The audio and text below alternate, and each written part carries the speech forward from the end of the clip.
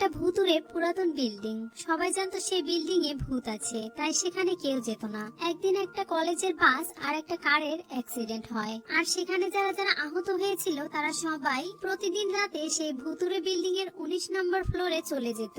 সেখানে যাওয়ার পর তাদের সবার সাথে নানা রকম ভয়ানক ঘটনা ঘটতো, যেটা একটা গেম ছিল। এই 19 নম্বর ফ্লোরের রহস্যটা কি, তাদের সাথে বা এরকমটা কেন হচ্ছে, তারা কি এই গেম বাস্তবে খেলছে নাকি স্বপ্নে, এইসব রহস্য জানতে হলে সম্পূর্ণ ড্রামাটি দেখতে হবে। এই ড্রামার মোট 30টা পর্ব, সব কয়টা পর্বে আলাদা আলাদা রহস্যে ভরা। আশা করছি আপনাদের ভালো লাগবে। এই অ্যাডভেঞ্চার ড্রামাটির নাম হলো 19th ফ্লোর। তো চলুন দেরি না করে গল্প শুরু করা যাক। এপিসোড 1 এর শুরুতেই একটা লোককে দেখি। সে একটা সুড়ঙ্গের ভেতর দিয়ে আসছিল। তাকে দেখে মনে হচ্ছিল তার অবস্থা অনেক খারাপ, আর সেই জায়গাটিও অনেকটা ভয়ঙ্কর ছিল। তখনই সে কিছু একটা দেখে ভয় পেয়ে যায় আর সেখান থেকে পালাতে শুরু করে। কিন্তু সে আক্রমণকারী কোনো সাধারণ মানুষ ছিল না, মনে হয় এটা কোনো একটা বিশাল বড় দানব ছিল, কারণ সাধারণ মানুষ কখনো এভাবে আক্রমণ করতে পারে না। সেই লোকটি সেখান থেকে দৌড়ে পালাচ্ছিল, তখনই তার কাছে একটা মানুষ আসে আর তার মুখ চেপে ধরে যাতে সে কোনো আওয়াজ না করতে পারে। এখানে আমাদেরকে সেই লোকটির চেহারা দেখানো হয় না, কিন্তু সে ওই লোকটিকে দেখে চিনতে পারে আর তাকে বলে তারা চলে এসেছে, তারা অবশ্যই সেই মেয়েটির উপরে অ্যাটাক করবে। তখন তার কাছে আসা সেই মানুষটি তাকে বলে তোমার যেভাবে হোক সেই মেয়েটিকে এখানে আসা থেকে আটকাতে হবে। যেহেতু এই এপিসোডে এই লোকটির নাম এখনো প্রকাশ পায়নি, তাই আমি তার নাম দিলাম জুন। জুন এখন সেই লোকটিকে বলে আমি সেই মেয়েটিকে এখানে আসা থেকে কিভাবে আটকাতে পারি। আর এই সিনটা এখানেই কাট হয়ে যায়। পরের সিনে জুনকে একটা অন্ধকার রুমে শুয়ে থাকতে দেখি। সে যখনই তার চোখ খুলে তাকায় তখনই আমরা দেখতে পাই তার পুরো চোখ লাল হয়ে গেছে। তখনই তার পাশে থাকা কম্পিউটারে একটা মেয়ের ছবি সহ বায়োডাটা চলে আসে এবং সেই বায়োডাটার উপরে লেখা ছিল টার্গেট আইডেন্টিফাই। আর এর সাথে এই সিনটা এখানেই কাট হয়ে যায়। পরের সিনে একটা মেয়েকে বাইক নিয়ে রাস্তা দিয়ে যেতে দেখি। সে মনে মনে বলছিল সে শুধু নিজেকে বিশ্বাস করে এবং ভবিষ্যতের জন্য তার কোনো প্রত্যাশা নেই। ইউনিভার্সিটিতে প্রবেশ করা অন্যদের জন্য জীবনের একটা নতুন অধ্যায় শুরু, কিন্তু তার কাছে এই সবকিছুই অর্থহীন, কারণ ভবিষ্যতের জন্য তার কোনো প্রত্যাশা নেই। পরের সিনে জিয়াংগিউ কলেজ দেখি, যেখানে নতুন সেমিস্টার শুরু হয়েছিল, যার কারণে সেখানে নতুন নতুন স্টুডেন্টরা আসছিল। সেই সব স্টুডেন্টদের মধ্যে আমরা একজন স্টুডেন্টকে দেখতে পাই যার নাম ছিল সুউইন। সে সোশ্যাল মিডিয়াতে অনেক ফেমাস ছিল, যার কারণে সে এখানে লাইভ করছিল। সে তার ফ্যান ফলোয়ারদের সাথে শেয়ার করছিল তার কলেজের প্রথম দিনে সে কতটা এক্সাইটেড। সে ওখানে লাইভ স্ট্রিম করছিল, তখনই তার কাছে আরেকটা স্টুডেন্ট আসে যার নাম ছিল বাওয়ান। বাওয়ান তাকে তার পরিচয় দেয় আর তাকে বলে আমি আপনার ফ্যান, আমার বিশ্বাস হচ্ছে না যে আমরা একই কলেজে আছি, আমি বিজনেস অ্যাডমিনিস্ট্রেশন স্কুল থেকে এসেছি, আর আপনি? তখন সুয়েন তাকে বলে আমি ফিল্ম এন্ড টেলিভিশন পারফরমেন্সে আছি। বাওয়ান তার সাথে বন্ধুত্ব করার জন্য কথা বলছিল, তখনই সেখানে বাইক নিয়ে সেই মেয়েটি চলে আসে। তার নাম ছিল চুনিউ। চুনিউ এই ড্রামার মেইন ক্যারেক্টার। বাওয়ান চুনিউকে দূর থেকে দেখেই চিনতে পারে, কারণ সে তাকে আগে থেকেই জানতো। বুয়ান চুনিউকে দেখে সাথে সাথে সুবিনকে বলতে শুরু করে সে অনেক ভয়ঙ্কর একটা মেয়ে, কারণ সে কখনোই কাউকে ভয় পায় না। বুয়ান সুবিনকে চুনিউর ব্যাপারে বলছিল। চুনিউর কাছে হৃদয় নেই আর সে কঠোর প্রকৃতির মানুষ। বুয়ান সুবিনকে সাবধান করছিল যাতে সে চুনিউর সাথে কথা না বলে, কিন্তু যখনই কথা বলতে বলতে সে সুবিনের দিকে তাকায় তখন সে দেখতে পায় সুবিন সেখান থেকে চলে গেছে, আর সে এতক্ষণ একা একাই কথা বলছিল। আসলে সুবিনের তার কথার উপরে কোনো ইন্টারেস্ট ছিল না, তাই সে তাকে কিছু না বলে সেখান থেকে চলে গিয়েছিল। এরপর আমরা চুনিউকে দেখি, সে তার সমস্ত ব্যাগপত্র নিয়ে হোস্টেলের দিকে যাচ্ছিল। তখনই চারিদিকে জোরে বাতাস হতে শুরু করে আর একটা দমকা হাওয়া এসে চুনিউর মুখে লাগে। তখনই সে সামনে তাকালে দেখতে পায় একটা বিশাল বড় বিল্ডিং, যেটা অনেক পুরনো ছিল এবং গাছপাতালতা দিয়ে ঢেকে গিয়েছিল। চুনিউ সেই বিল্ডিং এর দিকে অবাক হয়ে দেখছিল। তখনই সে হঠাৎ করে ওই বিল্ডিং এর দরজা খোলা দেখতে পায়, আর সে ওই দরজার দিকে তাকালেই জুনকে দেখতে পেয়ে অবাক হয়ে যায়। জুন চুনিউর দিকে অনেকটা ভয়ঙ্কর ভাবে তাকিয়েছিল। তখনই হঠাৎ করে পেছন থেকে একটা মেয়ে চুনিউকে ডাকে। তার নাম ছিল কুইং। তারা দুজন একে অপরকে অনেক আগে থেকেই চেনে। কুইং চুনিউকে অনেক ভালো বন্ধু মনে করে, কিন্তু চুনিউ তাকে তেমন একটা পাত্তা দেয় না। এর মেইন কারণ হচ্ছে চুনিউ অনেকটা বুদ্ধিমান আর সাহসী, কিন্তু কুইং তার উল্টোটা, সে অনেক ভীতু, যার কারণে তাদের দুজনের মধ্যেকার যে বন্ধুত্বের সম্পর্ক রয়েছে সেটা কখনোই গাঢ় হয়ে ওঠে না।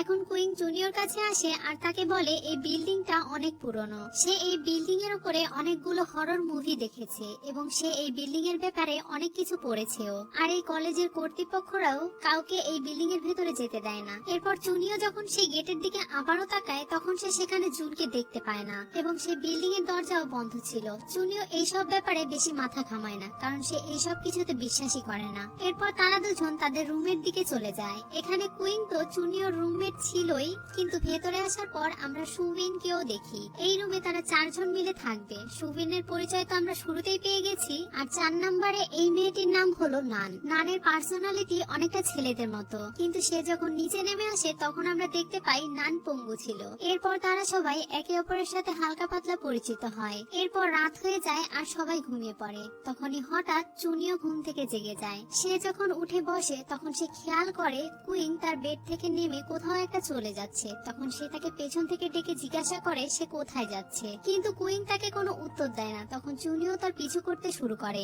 কিছু দূর যাওয়ার পর চুনিও দেখতে পায় কুইন সেই বিল্ডিং এর ভেতরে চলে যাচ্ছে। তখন সে পেছন থেকে তাকে ডাকতে শুরু করে, কিন্তু কুইন সোজা সেই বিল্ডিং এর ভেতরে চলে যায়। চুনিও বাইরে দাঁড়িয়ে বুঝতে পারছিল না সে ভেতরে যাবে কিনা, কারণ কলেজে সব বাচ্চাদের ভেতরে যাওয়া বারণ। এরপর চুনিও দরজার কাছে চলে যায় আর পেছনে তাকিয়ে আরো একবার ভালোভাবে চেক করে দেখে তাকে কেউ দেখছে কিনা। এরপর সে যখন সামনের দিকে তাকায় তখনই হঠাৎ জুন তার সামনে চলে আসে। এভাবে হঠাৎ করে জুনকে সামনে দেখে চুনিও অনেক ভয় পেয়ে যায় আর সাথে সাথেই চুনিওর ঘুম ভেঙে যায়। আর আমরা বুঝতে পারি যে চুনিও এতক্ষণ ঘুমের ভেতরে এইসব কিছু স্বপ্ন দেখছিল। এরপর চুনিও তাড়াহুড়ো করে কুইং এর বেডের দিকে তাকালে দেখতে পায় কুইং তো এখনো তার বেডেই ঘুমিয়ে আছে। পরের দিন সকালে সব স্টুডেন্টদের ওপেনিং সেরেমনি ছিল, তাই সব স্টুডেন্টদের কোথাও একটা ঘুরতে নিয়ে যাওয়ার জন্য বাসে উঠানো হচ্ছিল। বাসের ভেতরে কুইং আর চুনিও পাশাপাশি সিটে বসে। বাস ছেড়ে দেওয়ার আগে সেই বাসের ভেতরে আরো একটা মানুষ ওঠে যার নাম ছিল লিন। লিন কলেজে ফুড সার্ভিসের কাজ করে। লিন বাসের ভেতরে এই জন্য উঠেছিল কারণ তার কিছু জিনিসপত্র কেনার ছিল,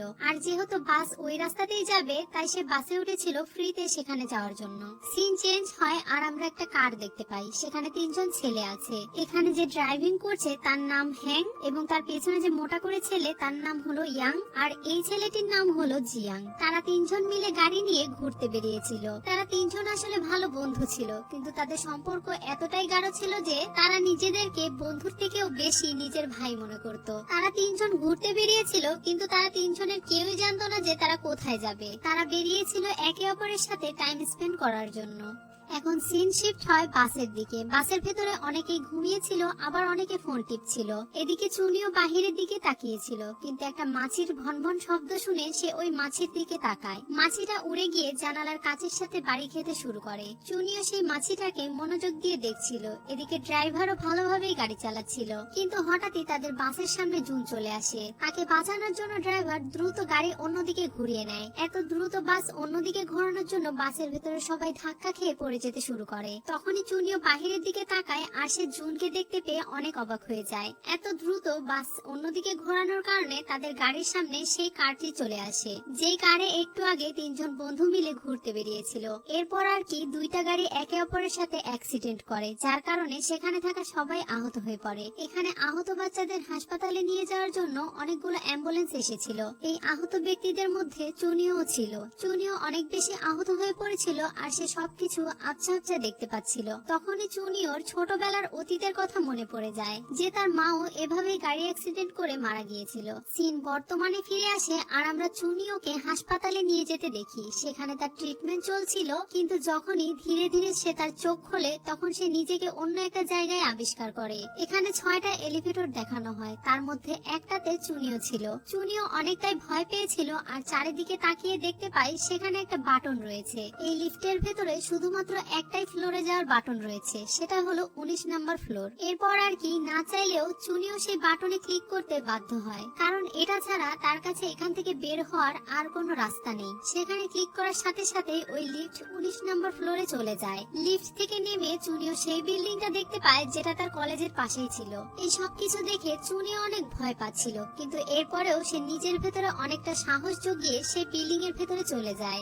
সেখানে যাওয়ার পর তার কাছে একে একে কুইং আর লিন চলে আসে। তারা 3 জন বুঝতে পারছিল না যে তারা এখানে কিভাবে এলো। তারা তো আহত হয়েছিল আর তাদের এখন হাসপাতালে থাকার কথা, তাহলে তারা এখন এখানে কি করছে? লিন চুনিও আর কুইং এর সাথে কথা বলছিল, তখনই চুনিও খেয়াল করে কেউ আড়াল থেকে তাদের কথা শুনছে। সাথে সাথে চুনিও তাকে দেখার জন্য ওইদিকে ছুটে যায়, কিন্তু সেখানে গিয়ে সে কাউকেই দেখতে পায় না। মানে চুনিও সেখানে যাওয়ার আগেই সে লোকটি ওখান থেকে চলে গিয়েছিল। তখনই বিল্ডিং এর ভেতরে ওই 3 জন ছেলে চলে আসে, যারা কার নিয়ে অ্যাক্সিডেন্ট করেছিল। সেখানে আসার পর সেই তিনজন ছেলেও বুঝতে পারছিল না যে তারা এখানে কিভাবে এলো, কারণ তাদের তো অ্যাক্সিডেন্ট হয়েছিল। তারা তিনজন ভাবছিল তারা হয়তো মারা গিয়েছে আর এখন তারা দোজকে রয়েছে। এটা শুনে জিয়াং তার দুই বন্ধুকে বলে, তোমরা বেশি ফালতু বকো না, আমরা হয়তো কোনো স্বপ্ন দেখছি, কারণ আমরা যদি মরে যেতাম তাহলে আমরা দোজকে কেন যাব, আমরা বেহেশতে যেতাম। এরপর তারা তিনজন চুনিও, কুইং আর লিনকে দেখতে পায়। তখন ইয়াং আর জিয়াং তাদের তিনজনকে জিজ্ঞাসা করে তারা তিনজন এখানে কিভাবে আসলো, কিন্তু হ্যাং তাদের সাথে কথা বলে না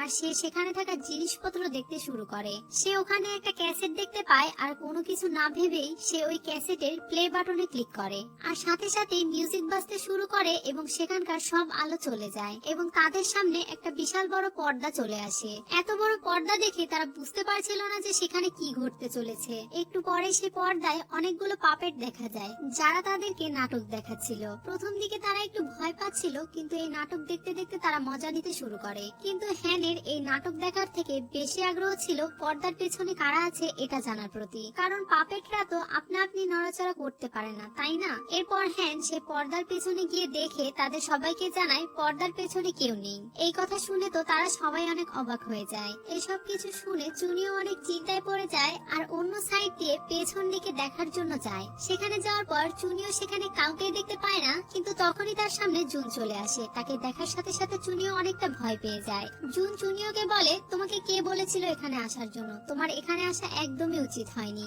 জুন তাকে আরো কিছু বলতেই যাবে, তখনই তার পেটের ভিতরে একটা কিছু ঢুকিয়ে দেওয়া হয় আর তাকে সেখানেই মেরে ফেলা হয়। পেছনে তাকালে চুনিও দেখতে পায় তাকে একটা বিশাল বড় মনস্টার মেরে ফেলেছে। অন্যদিকে স্ক্রিনে যেগুলো পাপেট দেখানো হচ্ছিল সেই পাপেট গুলো মনস্টারে পরিণত হয়ে স্ক্রিন থেকে বেরিয়ে আসে। সেই মনস্টার গুলোকে দেখে তারা সবাই তো অনেক ভয় পেয়ে যায় আর সেখানেই চুপ করে দাঁড়িয়ে থাকে। এদিকে হ্যান আগে থেকে সেই স্ক্রিনের অনেক কাছে ছিল, যার কারণে সে ওখান থেকে দৌড়ে চলে আসার চেষ্টা করছিল, কিন্তু আসার সময় সে ওখানে হোঁচট খেয়ে পড়ে যায় আর একটা মনস্টার তাকে মেরে ফেলে। হ্যানকে এভাবে মরে যেতে দেখে তার বন্ধুরা অনেক কষ্ট পাচ্ছিল। ইয়াং তো তাকে ছেড়ে যেতেই চাইছিল না, বরং সে তার কাছে গিয়ে তাকে বাঁচাতে চাইছিল, কিন্তু জিয়ান তাকে বাধা দেয়। এসব কিছু দেখে তারা সবাই নিজেদের জীবন বাঁচানোর জন্য সেখান থেকে পালানোর চেষ্টা করছিল, কিন্তু সেই মনস্টার গুলো তাদের পিছু ছাড়ছিলই না। এভাবেই ছোটাছুটি করতে করতে তারা এক একজন আলাদা আলাদা রুমে গিয়ে লুকিয়ে পড়ে। এদিকে ইয়াং আর জিয়াং যখন বুঝতে পারে সেই মনস্টার গুলো তাদের আশেপাশে আর নেই, তখন ইয়াং তাকে বলতে শুরু করে,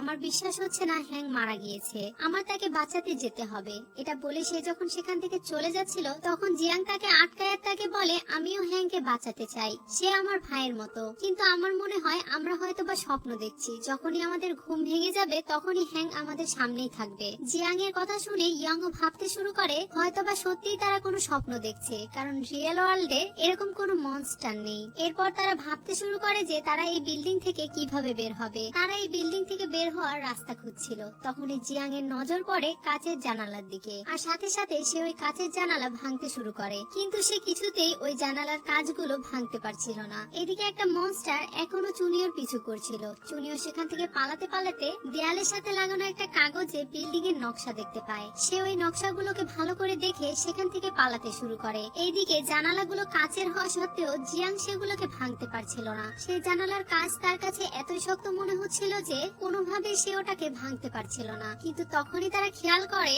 সেই জানালা ভাঙার যে শব্দ হচ্ছিল সেই শব্দে মনস্টার গুলো তাদের কাছে চলে এসেছে। আর শুধুমাত্র ইয়াং আর জিয়াং এর কাছে মনস্টার চলে আসে না, অন্যদিকে চুনিও আর কুইংলিন কেও মনস্টার গুলো দেখতে পেয়ে যায়। এরপর তারা নিজেদের প্রাণ বাঁচানোর জন্য সেখান থেকে পালাতে শুরু করে, কিন্তু তারা যেদিকেই যাচ্ছিল সেদিকেই ওই মনস্টার গুলো চলে আসছিল। আর এভাবেই ছোটাছুটি করতে করতে তারা পাঁচজন এক জায়গায় এসে জড়ো হয়ে যায় আর চারিদিক থেকে সে মনস্টার গুলো তাদেরকে ঘিরে ধরে। তাদের কাছে বেঁচে ফেরার এখন আর কোনো রাস্তা খোলা নেই। তখনই একটা ছেলেকে ভেতরে আসতে দেখি। চুনিও সেই ছেলেটির দিকে তাকিয়েছিল আর সেই ছেলেটিও তাদের দিকে তাকিয়েছিল। তাদের পাঁচজনকে চারিদিক থেকে মনস্টাররা ঘিরে ফেলেছে। তখনই পেছন থেকে সেখানে লেই আসে আর একটা থাল দিয়ে জোরে জোরে আওয়াজ করতে থাকে, যাতে সেই আওয়াজের কারণে মনস্টাররা তার পেছন পেছন চলে যায়। মনস্টাররা তার পেছন পেছন যেতে থাকে। এই ফাঁকে চুনিও তাদের সবাইকে নিয়ে সেখান থেকে পালানোর চেষ্টা করে, কিন্তু কিছু দূর যাওয়ার পরেই সেই মনস্টাররা আবারও তাদেরকে ঘিরে ধরে। তখনই আবার সেখানে লেই আসে আর তাদেরকে বাঁচিয়ে অন্যদিকে নিয়ে চলে যায়। সে তাদের সবাইকে একটা সেফ জায়গাতে নিয়ে যায়। তখন জিয়াং এর তার উপরে সন্দেহ হয় আর সে তাকে জিজ্ঞাসা করে, তুমি এখানকার রাস্তার ব্যাপারে কিভাবে জানলে? তুমি যেভাবে আমাদেরকে রাস্তা দেখিয়ে নিয়ে যাচ্ছ আমার আমার মনে হচ্ছে তুমি এখানে অনেক বছর ধরে আছো। তখন লেই তাকে বলে, তোমরা যখন এখানে এসেছো আমি তার কিছুক্ষণ আগেই এখানে এসেছি এবং হলে আমি এই বিল্ডিং এর একটা নকশা দেখেছিলাম, যেটা দেখে আমি সব রাস্তা মনে রেখেছি। লেই সেখানে এই বিল্ডিং এর অর্ধেক নকশাই দেখেছিল, বাকি অর্ধেকটা কোথায় আছে সেটা আমরা পরে জানতে পারবো। একটা রুমের ভেতরে যাওয়ার পর জুনিয়র মনে পড়ে যায় যে এই বিল্ডিং এ আসার পরে কেউ একজন তাদের কথা আড়াল থেকে শুনছিল, আর সে বুঝতে পারে এটা লেই ছিল। তাই সে তাকে প্রশ্ন করে, তোমার এই জায়গাটাকে কি মনে হয়? এটা শুনে লেই তাকে বলে, আমার মতে দুইটা জিনিস হতে পারে। প্রথমত, এটা কোনো বাস্তব দুনিয়াই নয়, আমরা হয়তো কোনো স্বপ্ন দেখছি আর অন্য কোনো দুনিয়াতে আছি, কারণ এই দুনিয়াতে আমরা যা দেখতে পাচ্ছি তার কোনো কিছুই বাস্তবে নেই। আর দ্বিতীয়ত, এটা বাস্তব জগৎ, কিন্তু কেউ আমাদের সাথে হয়তো মজা করছে। শুরুতেই যে পাপেট গুলো দেখেছিলাম সেই পাপেট গুলোর মতো, হয়তো বা কেউ আমাদের সাথে ম্যাজিক করছে, যার কারণে আমরা ওই মনস্টার গুলো দেখতে পাচ্ছি। আর এইসব কথা শুনে জুনিয়র একটুও বিশ্বাস হয় না, আর সে তাকে বলে, আমি নিজের চোখে দেখেছি তাকে মারা যেতে। এটা শোনার পরে ইয়াং এরও খারাপ লাগতে শুরু করে, কারণ সে এখনো বিশ্বাস করতে পারছিল না যে তার বন্ধু মারা গিয়েছে। এটা শোনার পরে জিয়াং তাকে বলে, তুমি এইসব কিছু একটুও বিশ্বাস করো না, আমরা এইসব কিছু ইমাজিন করছি, আমাদের বন্ধু এখনো বেঁচে আছে। এরপর চুনিও লেয়ের দিকে সন্দেহ নজরে তাকায় আর তাকে প্রশ্ন করে, তুমিও কি অ্যাক্সিডেন্ট করেছিলে? কারণ আমরা সবাই অ্যাক্সিডেন্ট করার পরেই এখানে পৌঁছেছি, তাহলে তোমার সাথে এমন কি হয়েছিল যেটার কারণে তুমি এখানে পৌঁছে গেছো? এটা শোনার পরে লেই তাকে বলে, না, আমার কোনো অ্যাক্সিডেন্ট হয়নি, আমি তো আমার রুমে বসে কাজ করছিলাম, কিন্তু হঠাৎ করে আমার ঘুম চলে আসে, কিন্তু যখন আমার ঘুম ভেঙে যায় তখন আমি নিজেকে এখানে দেখতে পাই। এখানে লেই তো সবকিছু সত্যি কথাই বলেছিল, কিন্তু তারা কেউ তাকে বিশ্বাস করে না আর তার দিকে সন্দেহর নজরে তাকিয়ে থাকে। এদিকে জিয়াংও মনে মনে ভাবছিল হয়তো তার বন্ধু তার সাথে প্র্যাঙ্ক করছে না, লেই তাদের সাথে প্র্যাঙ্ক করছে আর এইসব কিছু তারই কাজ। তারা সবাই সেখানে দাঁড়িয়ে কথা বলছিল, তখনই লিন সেখানে একটা বড় বাক্স দেখতে পায়। সে যখন ওই বাক্সটা খোলে তখন তারা সবাই দেখতে পায় তার ভেতরে 6টা পোটলা রাখা আছে। এটা দেখার সাথে সাথে লেই তাদের সবাইকে বলে, এখানে 6টা পোটলা রাখা আছে আর আমরাও এখানে 6 জন আছি, এর মানে আমাদের সবার জন্য একটা করে পোটলা এখানে রাখা আছে। আর এই পোটলার গায়ে 19 নাম্বার লেখা আছে, যেটা ওই লিফটের বাটনেও ছিল। এর মানে যদি সত্যি কেউ তাদের সাথে প্র্যাঙ্ক করে থাকে তাহলে সে অনেক ভালো প্ল্যানিং করেই তাদের সাথে এটা করছে। এটা শুনে জিয়াং তাকে বলে, যদি সত্যি কেউ আমাদের সাথে এরকম ধরনের প্র্যাঙ্ক করে থাকে তাহলে সে তো আমাদেরকে দেখছে। এটা শুনে কুইং তাদেরকে বলে, আমি এই পুরো বিল্ডিং এর কোথাও কোনো ক্যামেরা দেখিনি যেটার মাধ্যমে কেউ আমাদেরকে দেখতে পাবে, আর অন্য কোনো জিনিসও দেখিনি যেটার মাধ্যমে কেউ আমাদের উপর নজর রাখবে। এরপরে তারা সবাই সেখান থেকে এক একটা পোটলা তুলে নেয়। সবার প্রথমে চুনিও সেই পোটলার ভেতর থেকে একটা ম্যাপ খুঁজে পায়, যেটা এই বিল্ডিং এরই বাকি অর্ধেক ম্যাপ ছিল। অন্যদিকে কুইং একটা ফ্রাই প্যান পায়, ইয়াং একটা মোমবাতি আর ম্যাচ, আর জিয়াং পায় কুড়াল, লেই পায় একটা টর্চ লাইট। সবশেষে লিন কি পায় এটা ভালোভাবে বোঝা যায় না। এখানে সবাই আলাদা আলাদা জিনিস পেয়েছিল আর লেই ভাবছিল তারা সবাই যদি একসাথে মিলে কাজ করে তাহলে হতে পারে তারা সবাই এখান থেকে বেরিয়ে যেতে পারবে।